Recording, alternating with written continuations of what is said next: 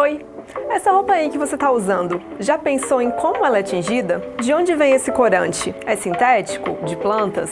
De algas marinhas? Tem cor que é mais fácil ou mais difícil na hora de tingir um tecido? E quanto de água é usado? Dá para não usar água?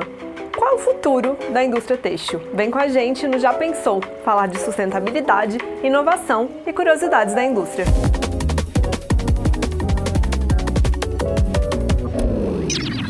Estou aqui hoje com a Maybe e o Rafael. A Maybe é do Ateliê Matricaria, aqui em Brasília, e o Rafael é pesquisador no Instituto Senai de Inovação em Biosintéticos, no Rio.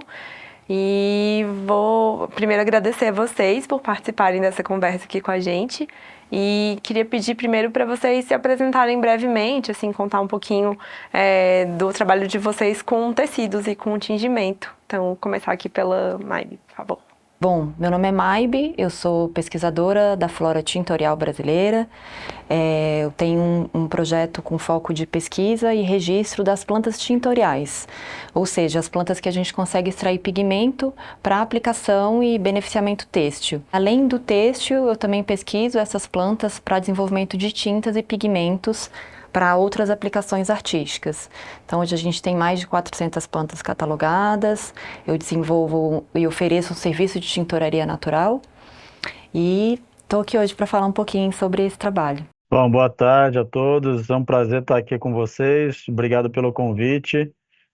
Sou o Rafael Bergamini, né? Sou pesquisador aqui do Instituto de Biosintéticos e Fibras do Senai CETICT. Sou engenheiro têxtil, já formado na casa. Aqui no Instituto a gente realiza alguns tingimentos, né? A gente reproduz os processos da indústria, né? Nos nossos projetos de inovação. Então vamos começar assim do zero. Como é que faz para tingir uma roupa?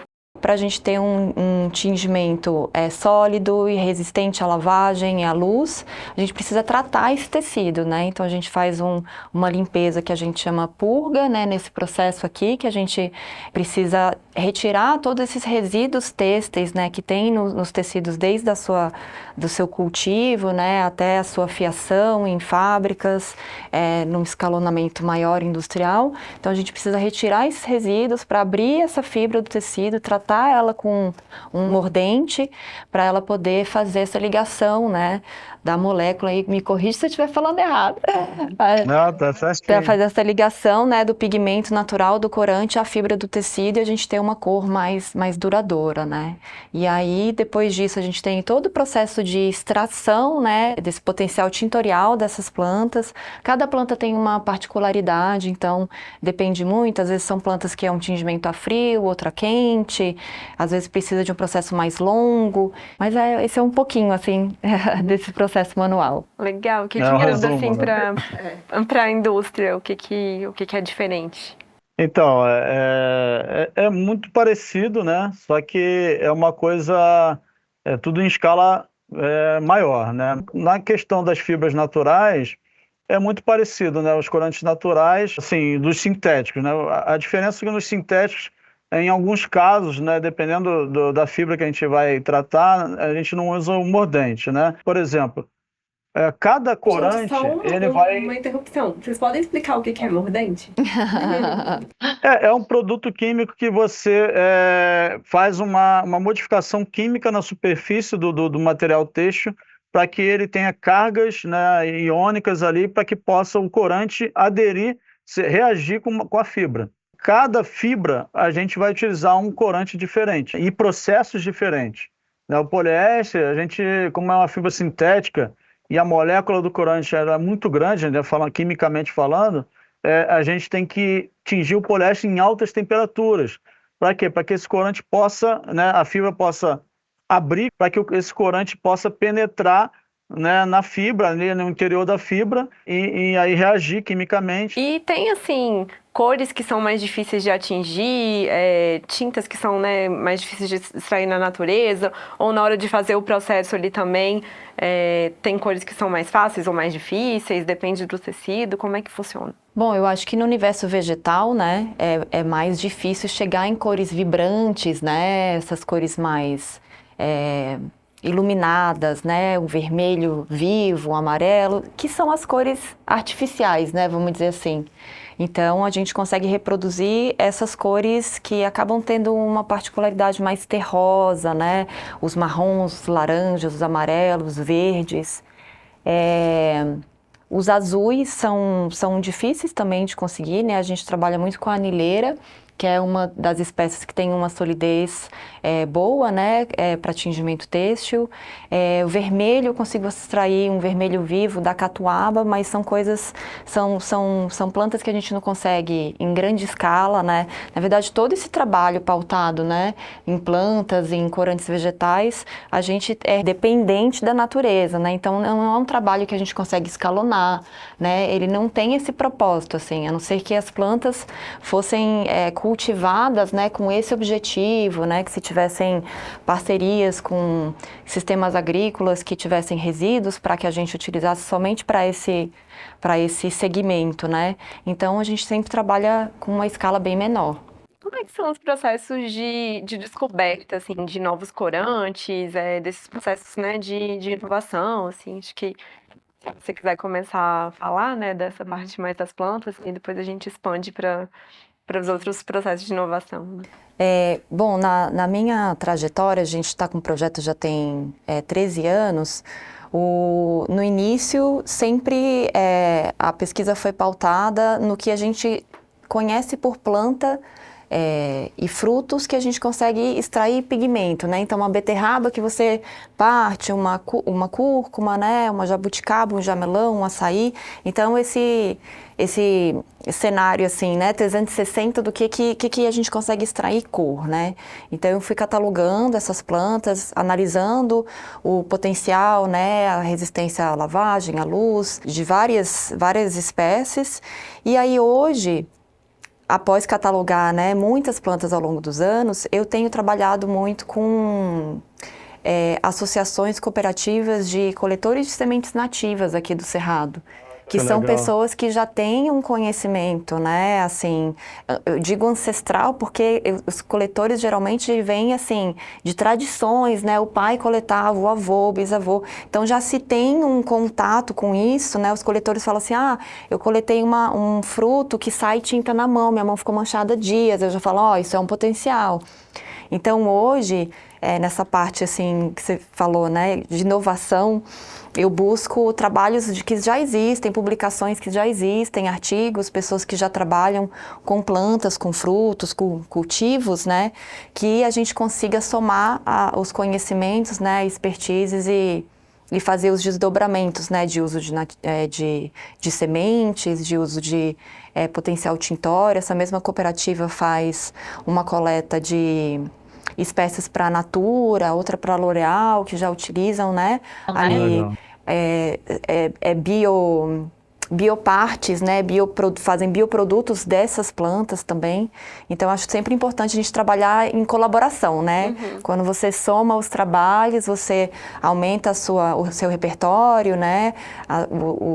A sua visão, né, em relação à natureza também. Então, o meu lado de inovação vem muito por aí também, somar as pessoas que já estão trabalhando nesse segmento. Essas parcerias têm muito esse impacto ambiental e social positivo, né, de trabalhar em conjunto, assim, né, de empresas maiores que conseguem fazer essas parcerias com cooperativas, né? Exato, isso. A gente aqui no Instituto, nós fizemos um projeto, por exemplo, onde nós extraímos ali um corante da casca da uva, né? E normalmente esses corantes naturais, eles, lógico, além de ser, né, biodegradáveis, né, ter essa pegada, né, ESG, né, eles também conferem ao substrato têxtil uma proteção anti-UV. Em alguns casos, outros corantes naturais também conferem até propriedades antimicrobianas, É. né? Então é uma coisa que a gente vem pesquisando muito aqui no Instituto, né? A gente já fez, por exemplo, uma empresária que utilizava, né, um corante natural para a área de cosmético. Ela queria verificar também se era possível tingir roupas, né? E aí a gente fez esse trabalho com ela, né? Viu que era possível, né? Então fizemos, né, esse trabalho com a casca da uva, com jamelão, né? Então é um mundo de possibilidades, né? É muita matéria-prima que o Brasil possui para a gente fazer esse trabalho. Vocês têm pesquisas também de uso de plantas que não são tão óbvias assim, né? De fazer tecidos no instituto?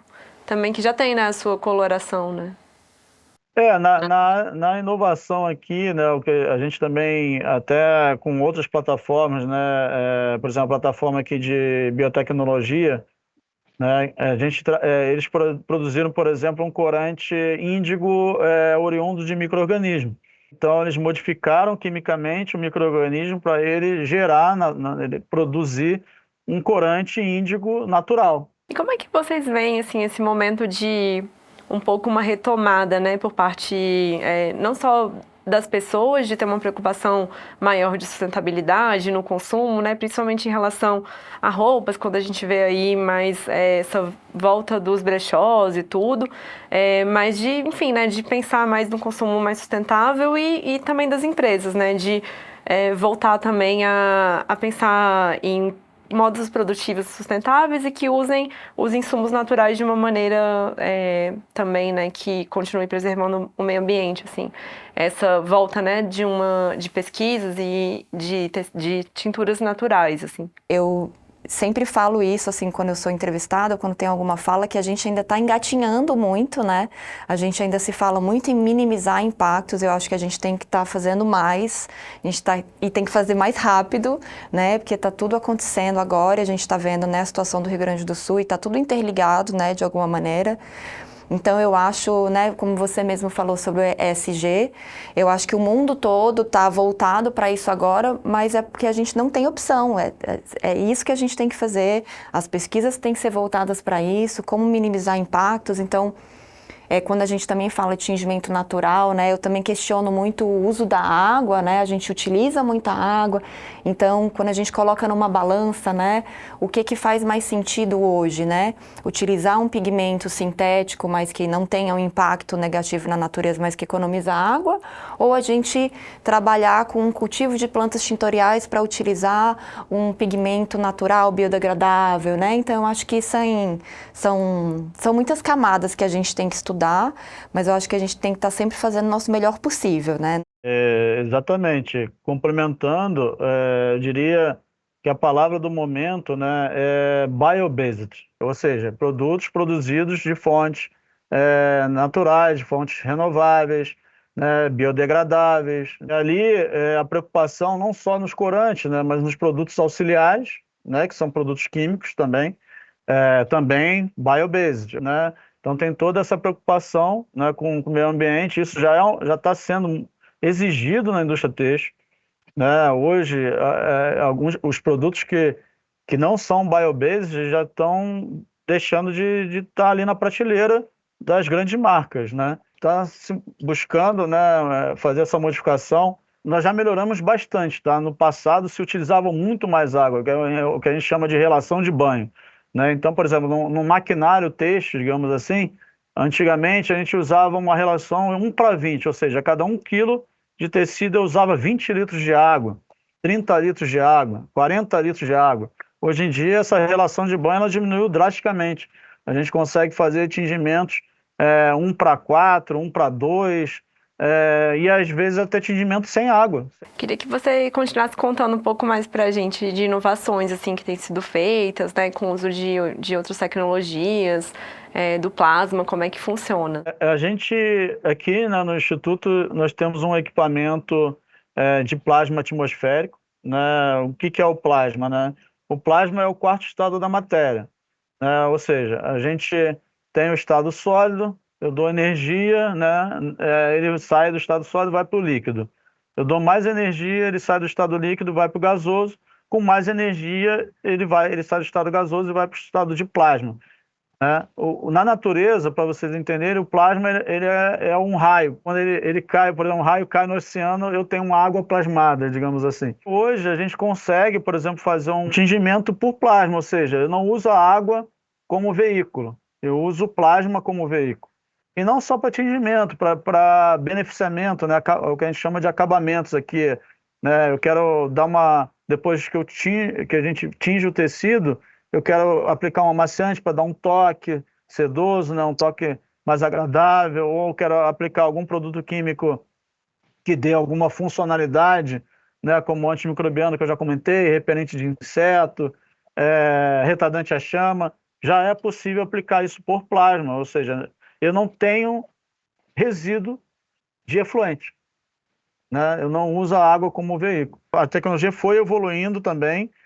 O plasma atmosférico a gente já faz em baixas temperaturas, é um ambiente aberto, você não precisa mais ter uma câmara, por exemplo, para poder utilizar o plasma, né? Então, hoje em dia, a tecnologia já está disponível, né? E eu acredito que ela, em breve, aí, no mundo têxtil, ela vai ser muito utilizada. Posso fazer uma pergunta? Claro. É muito interessante esse assunto para mim. Eu tô aqui vidrada no que você está falando, né? É por isso que eu te convidei para vir para o Instituto. Nossa, eu já quero ir, já quero entrar no time de pesquisa aí com vocês. Eu queria saber, assim, na sua opinião, como pesquisador, né, e como engenheiro têxtil também, qual que é o futuro do tingimento? É a gente trabalhar esse conceito de reduzir o nosso consumo, mas consumir produtos melhores? É possível a gente escalonar o tingimento, né, numa escala industrial e comercial com corantes não poluentes, né, não tóxicos, que utilizem menos água, ou que tenha de alguma forma um impacto positivo, né? Não, assim, o futuro que eu vejo é não utilizar água. Eu vejo que a tendência é essa. A água é a prioridade, né? O mercado está buscando essa questão de redução de insumos, ou seja, não só reduzir água, mas reduzir químicos. E o plasma ele faz isso também, fazendo ali um processo em escala, digamos ali, molecular, né? E essa questão do biobasic que eu comentei, os químicos que vão ser utilizados, eles vão ser de fontes renováveis, vão ser produtos biodegradáveis, né? Então, a indústria têxtil está caminhando para essa direção. E tem uma preocupação também, né, em geral, assim, dos governos de conseguir estruturar melhor essas cadeias sustentáveis, né, e de bioeconomia, assim, que talvez seja um caminho, né, também para resolver essas lacunas que tem ainda, né, de conseguir produzir isso, né, de uma maneira sustentável, mas numa escala maior, né. É a extração, né? Por exemplo, fazer um paralelo aqui com novas fibras naturais, né? Então, a gente aqui trabalha muito com novas fibras, né, naturais, fibra de alga também, fibra de cupuaçu, fibra de açaí, fibra de curauá, então fibra de abacaxi, fibra do caule da bananeira, né? E para a gente montar essa cadeia, a gente precisa ter matéria-prima disponível ali e ter alguém para coletar essa matéria-prima, né? No caso, por exemplo, da bananeira, a gente tem abundância no Brasil, né, de plantação. Mas, por exemplo, curauá.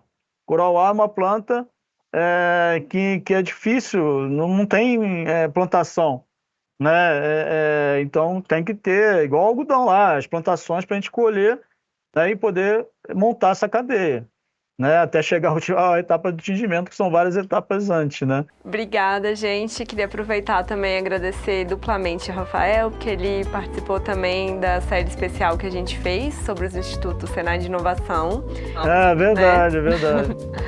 Que fomos lá no Rio gravar legal, com ele, né? mostrar essas bem novidades e, enfim, tem tudo a ver com sustentabilidade também, né? Então, confiram um mundo de possibilidades.